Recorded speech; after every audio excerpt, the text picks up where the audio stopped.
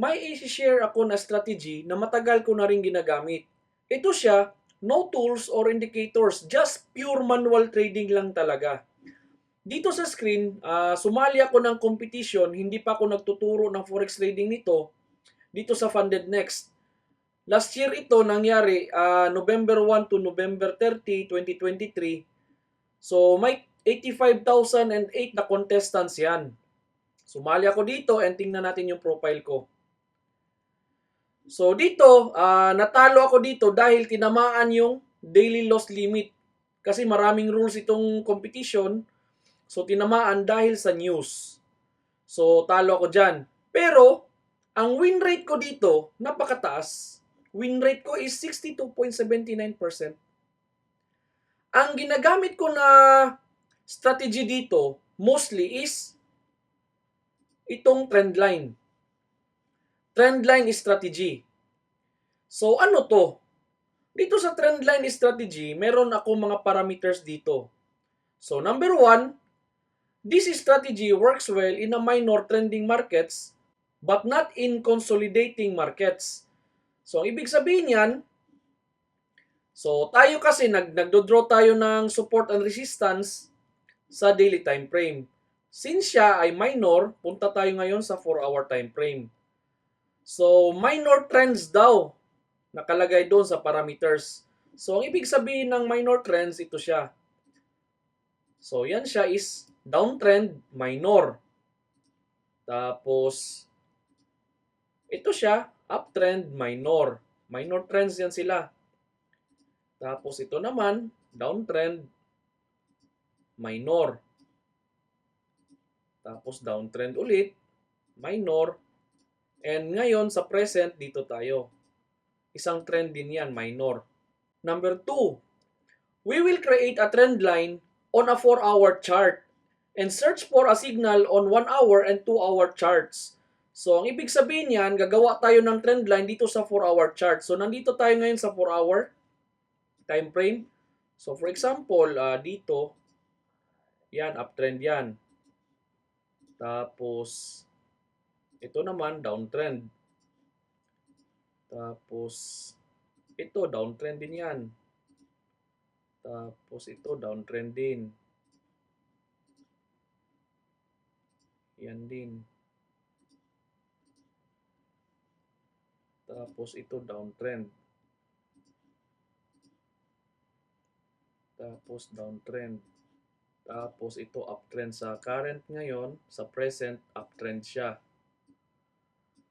So, ganyan gumawa ng trend line sa minor. Kung ang market is paakyat, ang lagyan nyo lang is ang support. Huwag na kayong gumawa dito sa resistance tulad niyan. Huwag na. Kasi kung gagawa kayo niyan, support and resistance na yan. So, ang gitna niya, ang tawag dyan is channel. Parang nagtitrade tayo sa loob ng support and resistance sa channel. Since ito, trend line lang, so ang gawan lang natin, kung paakyat siya, itong support lang. Kung pababa naman, dito lang tayo gagawa ng linya sa resistance. So okay na yan, nakagawa na tayo dito sa 4-hour time frame ng trend lines. Pag-execute sa trade nito, bababa tayo ngayon, pupunta tayo ng 1-hour time frame para maghanap ng signal. Kung wala dyan, kung wala kayong makita na signal dyan sa 1-hour time frame, pwede kayong maghanap sa 2-hour time frame. Hanggang dyan lang, wag na kayong pumunta sa 4 hours or below sa 1-hour time frame. So number 3, we will search for particular candlestick patterns to identify bullish and bearish signals. For bullish signal, we only look for bullish engulfing and hammer. For bearish signal, bearish engulfing and shooting star. So ito lang yung mga hahanapin natin. So, balik tayo dito. Maghanap tayo ng mga signal. Balik tayo sa 1-hour time frame. So, for example, ito, pababa siya. At least 2 touches. Ang rule natin dito, at least 2 touches. So, dito, first, second touch. Ngayon, sa third touch niya, doon na tayo mag-umpisang maghanap ngayon ng signal.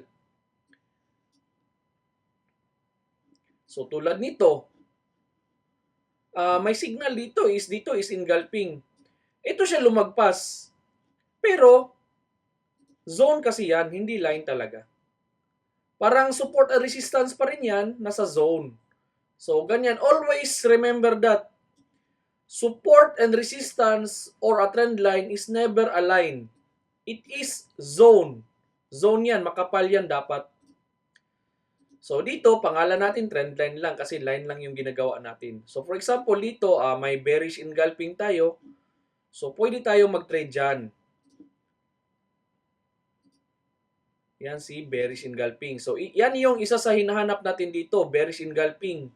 Kasi downtrend ito, bearish engulfing, tapos si shooting star. So, ito, isang example for bearish na signal ay hinahanap natin, shooting star. So, ayan, very clear shooting star. So, always remember na ito is zone. Kahit hindi siya tumama, basta malapit lang siya sa linya natin, consider that na nag-touch na siya. So, ito shooting star, napakaganda. Tapos, for bullish naman, maghanap tayo ng bullish engulfing and hammer. Ito, merong hammer. Ito siya, parang 2-in-1 na to kasi ito siya is bullish engulfing. So, kung hindi mo na malayan na engulfing pala yan, pero itong isa, napakaklaro ito, hammer ito. Very clear hammer na signal yan. So, yan yung mga hahanapin natin dito. Number 4, the length of the wick for hammer and shooting star candlesticks should be at least 2 times the height of the body. The longer the wick, the more preferable it is. So, ang ibig sabihin ko nito, for example, ito is si hammer, dapat daw itong length ng wick niya, dapat mataas ito, times 2, kaysa sa height ng body niya. So, check natin ang body nito. From here to here, nasa 4.6 pips. So, times 2, dapat magiging mga 9.2 yan. 9.2. So, 9.3. Kahit 9.3, okay na. Ayan, 9.2. So, okay yan. So, ito yung length ng wick ng hammer. Dapat times 2 ng height ng body. So, dito is 9.2 pips hanggang dito lang. So, sumobra. So, maganda yan. So, the longer the wick, the better. So, ganyan din yung sa shooting star. So, for example, ito, hammer ito, napakahaba ng buntot. Napakaganda niyan. Kasi sign of rejection yan eh. Mahabang buntot, rejected yan. So, sa shooting star naman, ganun pa rin yung concept. Opposite lang, kabaliktaran lang sila. So, para sa shooting star naman, ito example ko. So, for example, ito yung kapal ng ano niya, body niya, 4.8 pips. So, magiging 9.6 na yan ang wick niya. Or yung buntot niya dapat minimum 9.6 o kahit 9.7. So, hanggang dyan lang daw dapat. Pero, the longer the better. So, dito sa example ko, napakataas. Kaya, tingnan nyo, after ng shooting star, bumaba yung price. Number 5, the optimal time to trade is immediately after the signal candlestick has completely formed in order to increase the chances of winning. So, ibig sabihin dyan, kung makita nyo na yung signal, as much as possible, dyan kayo makapag-trade. So, bigyan ko kayo ng example ngayon kung bakit ideal yan talaga. So, gawa tayo ng trend line, bandang dito. So, 1, 2 touches, third touch. So, dito, maghanap tayo ng signal. So, ito, very clear. May hammer dito. For example, ang hammer is parang naiwan na kayo. For example, busy kayo or galing kayo ng trabaho. Tapos, instead na mag-trade kayo dito sa hammer, pagkatapos ng hammer talaga na na-form, so stop loss nyo bandang dito. Palagay natin dito. Ito for example lang. Tapos, at least 1:2 yung risk to reward ratio natin. So, yung risk to reward ratio na 1:2, kung nakita mo kaagad yung hammer, nakapag-trade ka dyan, so dito tinamaan na. Pero kung dito ka na nakapag-trade, bandang dito, sa ito na candlestick kasi naiwan ka na, hinabol mo pa rin. So tingnan mo ngayon yung difference. Nakita mo ngayon itong hammer, tapos dito ka na nakapag-trade, naiwanan ka na, hinabol mo pa rin. So malaki yung chance na baka matalo ka pa niyan. So kung may risk to reward ratio ka na 1:1, no problem. Pero kung 1:2, ay hindi niya pa naabot yan. So mas malaki pa yung chances na babaliktad pa yung market against you. Ideal talaga dito na makapag-trade tayo pagkatapos ng signal na ma-form. Number 6, for a bullish candlestick signal, always add 20 pips from the lowest point of the signal. And for bearish signals, always add 20 pips from the highest point of the signal. From the lowest point for bullish signal, so dito sa example ko, ito bullish engulfing ito, one set. So ito yung lowest point niya dito banda. So from here, magdadagdag ka raw ng 20 pips para sa stop loss mo. So kahit dyan.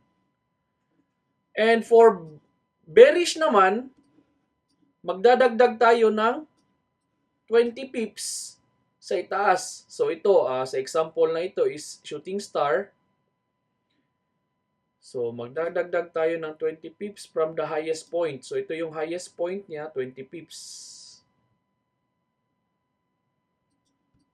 So ayan, 20 pips. So dito yung stop loss natin.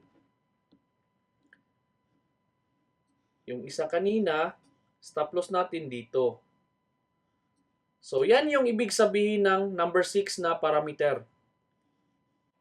Number 7, the ratio of risk to reward should not be less than 1:2. However, it is possible to have TP1, TP2, and TP3 positions with a risk to reward ratio of 1:1, 1:2, and 1:3 respectively. So ngayon, anong ibig sabihin ko nito? So hanap ako ng example ngayon. Nandito tayo sa Euro NZD.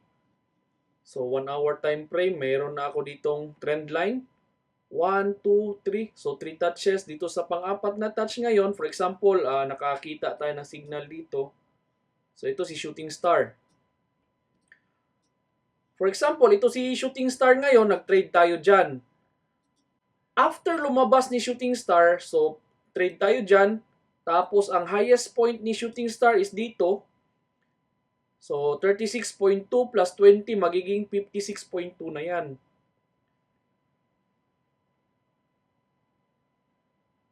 O 56.5 pwede na. So ang TP1 pwede nating ilagay dito sa 1:1. Risk to reward ratio. Ayan, 1:1 pwede.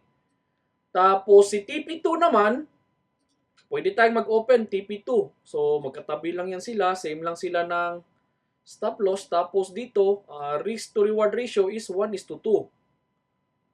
So ito yung standard natin na kukunin talaga, si 1:2.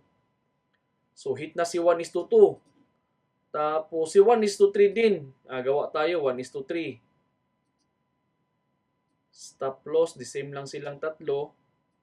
Tapos 1:3 is 1:3 risk to reward ratio. Ayan. So silang tatlo hit. So si TP1, tatawagin natin ito si insurance. So pag manalo ka dito, itong dalawa parang bonus na lang. So itong si 2, ito yung standard na target talaga natin, at itong pangatlo, ito yung si bonus. Bonus na ito. Pero itong si 2 and 3, considered bonus na yung dalawa. So itong si TP1, siya yung si insurance. So nasa sa inyo lang kung pwede nyong gamitan ng itong si TP2 and TP3, yung trailing stop method.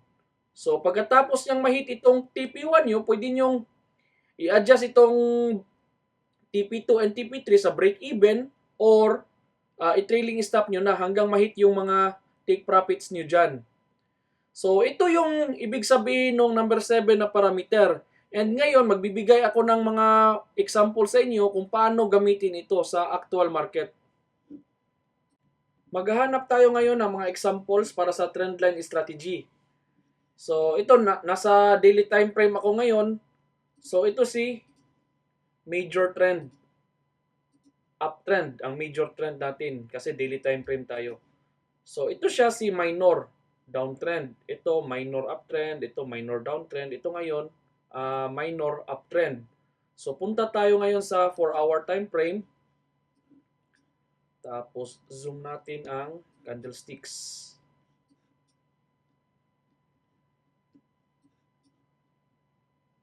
So, ito yung current trend ngayon as of the making of this video.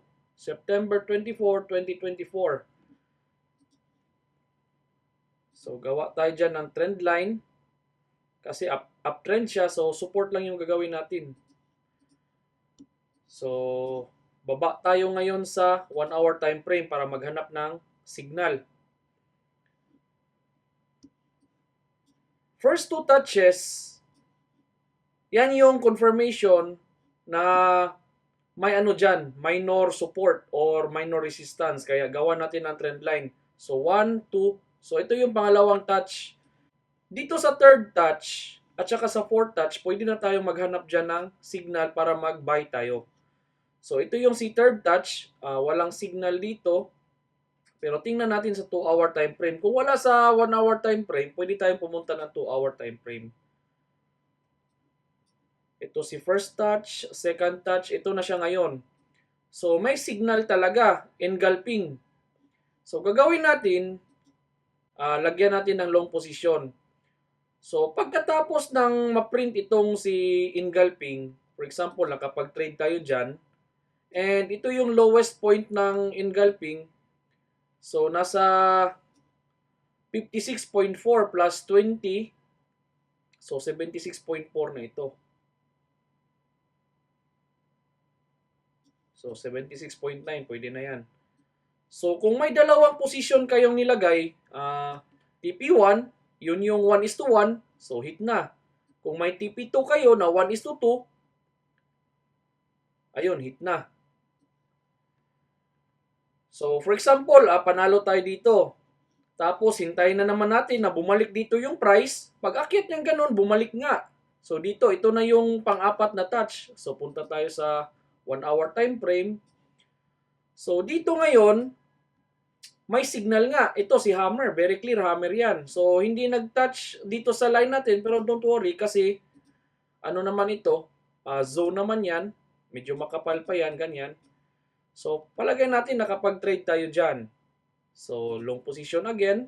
Pagkatapos ni hammer na lumabas, trade tayo dyan. Tapos, ang lowest point ni hammer dito. So, 34 pips. So, plus 20, 54 na ito. 54.1. Always remember na dapat itong stop loss mo, dapat nasa ilalim ng trend line mo. Kung uptrend. Or kung downtrend man yan, dapat nasa ibabaw ng trend line mo para hindi tamaan ng candlestick. So, kung may dalawang position ka, si TP1 at TP2, ito si TP1, 1:1, na-hit na.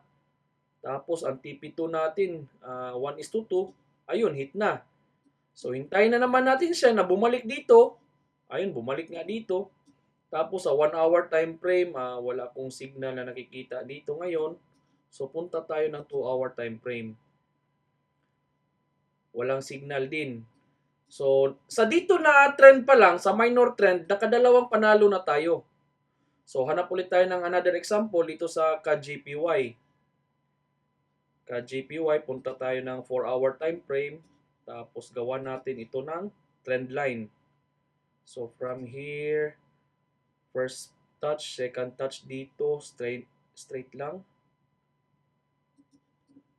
So, first touch, second touch, third, fourth. So, punta tayo ng 1-hour time frame. Sa third touch, maghanap tayo ngayon ng signal. So, ito yung third touch. So, walang signal ako nakikita dito sa 1-hour time frame. Kung pupunta tayo ng 2-hour ngayon, tingnan natin. So, wala din. So, huwag pilitin kung walang signal. So, 1-hour time frame tayo ulit.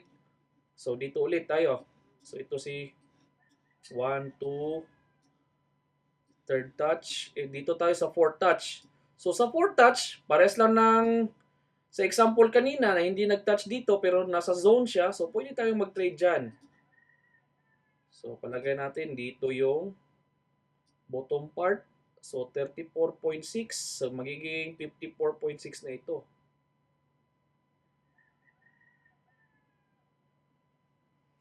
54.5. Ayan, pwede na. Tapos, kung may dalawang position kayo, si TP1 at TP2, si risk to reward ratio na 1:1, na hit na. Tapos, si 1:2, ayan, hit yung dalawa. Panalo tayo dito. Tapos, hintayin ulit natin ito na bababa dito at kung may signal, kukunin natin. So, ngayon, ongoing pa yung trend. Hindi pa siya bumababa. So, hanap ulit tayo sa ibang currency pair naman. Si Euro AUD. So, punta tayo ng 4-hour time frame ngayon. Tapos, gawa tayo ng trend line. So, downtrend ito siya. So, from here, first touch, second touch. Ayan, very clear. 1, 2, 3, 4 touch. 4 touches. So, punta tayo ng 1-hour time frame ngayon. Tapos, 1, 2. Dito sa third touch, maghanap tayo ngayon ng signal. Ayan, merong signal. Shooting star. So, si shooting star, dapat yung height ng body niya times 2 yung length ng wick. So, ito, perfect shooting star yan. So, trade tayo dyan. Si short position, tap natin. Tapos, ito yung highest point ni shooting star dito. 25.6 plus 20, magiging 45.6 yan.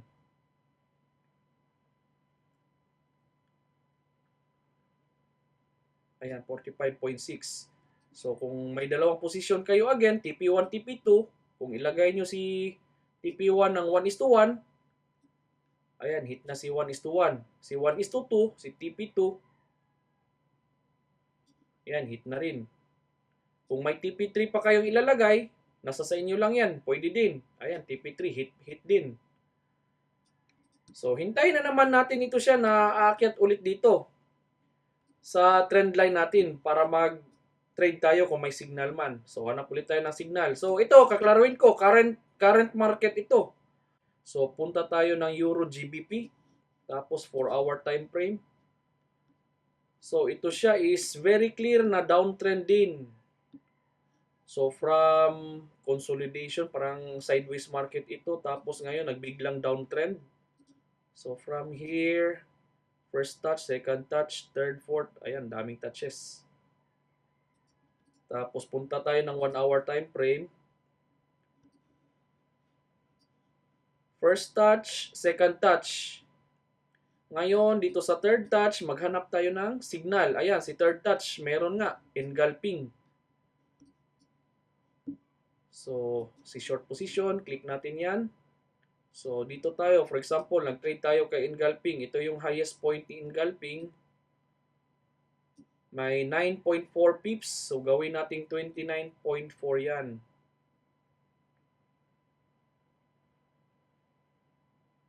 29.4. Ayan. So, kung may TP1, TP2 kayo, ayan, si TP1, tinamaan na. Si 1:1. Tapos, si 1:2. Ayan, si 1:2, tinamaan. Kung tatlo yung inopen nyo, ongoing na si price dyan. Pero, bumangga pa siya ngayon sa major support, baka magbabounce yan. So, pero kung TP1, TP2 yung inopen nyo, panalo na kayo dyan. So, hintayin natin ulit na mag-hit back siya dito sa trendline natin para makapag-trade tayo. Hanap ulit tayo ng example dito sa GBP-JPY. So, si GBP-JPY galing siya sa major support. Ngayon, paakyat na siya. So, ito pala, ideally, ang trend dapat, ano siya, naka 40 degrees and above na angle. For example, dito yung zero mo. So, ito siya, malamang nasa mga 45 mahigit angle ito eh. So, kung ganyan lang yung angle ng trend, mga siguro 10 to 20 or 10 to 30 degrees lang yung angle niya, wag nyo nang kunin. Mas maganda kasi ito pag mataas yung angle, for example, sa mga 40 and up na angle. Kasi ano yun, talagang trending market yan. So ito trending ito, nasa mga 45 na ito, mahigit pa. Kung mga ganyan, pwede din. Ganyan na angle, mga 50 to 60. So kung kukunin nyo yung mga sideways market, wag na. Baka matalo lang kayo dun. Para sa trending market lang talaga ito na strategy. So lagyan natin ng trend line. So lipat natin somewhere here. So may ilang touches siya? 1, 2, 3, 4, 5 touches na. So punta tayo ngayon sa 1 hour time frame. 1, 2. So dito sa third touch, hanap tayo ng signal. Ayan, very clear yung signal na binigay niya. Hammer. Click natin si long position. Tapos trade tayo dyan kay hammer. Ang lowest point ni hammer somewhere in here. Tapos 57.6 plus 20 magiging 77.6 na yan.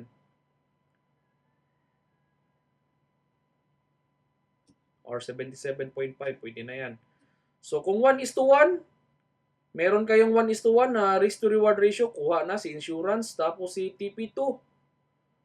Diyan si TP2, kuha din si TP2. Kung may TP3 kayo dito, TP1, TP2, TP3, panalo. Panalo kayo. Tapos hintayin ulit natin na bumaba dyan. Ayan, bumaba na nga siya dito sa trend line natin pero walang signal. So punta tayo ng 2-hour time frame. Sa 2-hour time frame, wala pa ring signal. So dito, walang signal sa 2-hour time frame. Sa 1 hour, tingnan natin dito. So wala na signal. Itong strategy na ito is purely manual trading. Pero no problem kung gagamitan nyo ng indicator or ng tool, yung Fibonacci retracement or yung momentum or EMA, mas maganda yon combination para mas solid yung mga signal na makukuha natin. Yung setup natin sobrang solid. Sana makatulong ng malaki itong video na ito at ng strategy na ito para sa forex trading journey ninyo. Hanggang sa muli.